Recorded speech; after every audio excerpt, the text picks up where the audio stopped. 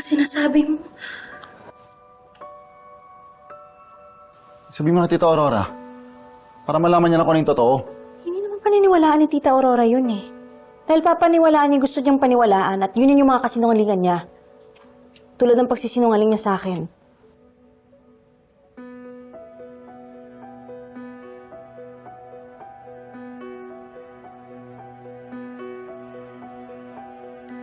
Sam, I feel sorry for you.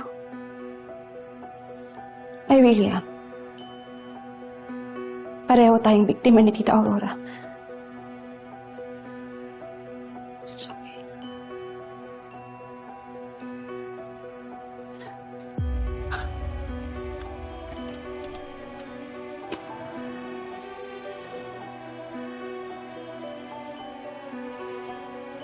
Mag-iingat ka. Magsabi ka lang kung kailangan mo ng tulong ko. Handa akong protektahan ka, pati ang anak mo. Pamilya ko na rin kayo.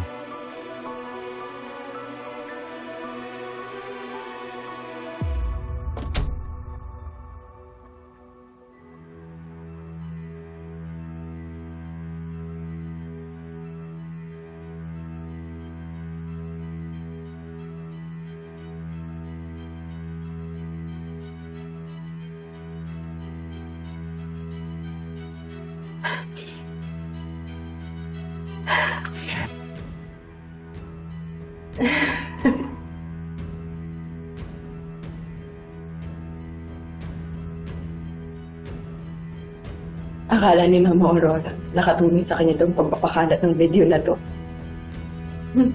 Ang hindi niya alam, pinagminaw ko ng bala laban sa kanya. Anong ibig mo sabihin? Yung video na pinakita sa akin ni Basil, putol yung video na yun. Pero itong video na pinapakalat ni Mama Aurora, buo yung video. Kitang-kita dyan na gusto kong isama sa kamatayan ni Paco, na dinipestahan ko lang yung sarili ko. Manda siya. Pagkatapos ng lahat ng to, didemanda ko siya ng slander at harassment.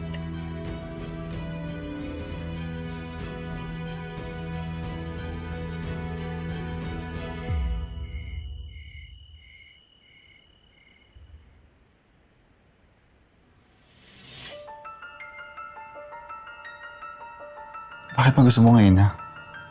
Because I can't sleep, Kuya. And I keep hearing my baby's crying. That's why I want to know the truth now. Paano pag nagising si Tita Aurora mo? She's a heavy sleeper.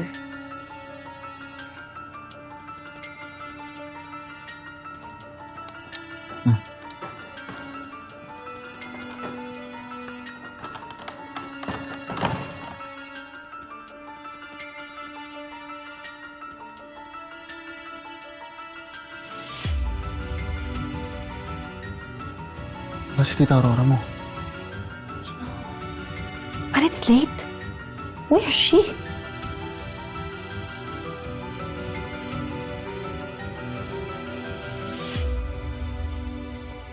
You really should have listened to me, Paco. About what? About marrying that woman! May ginawa na naman ba sa'yo, si Sam? Hindi sa akin, Paco. Sa'yo! It was her, son. Siya ang tumulak sa'yo sa cliff.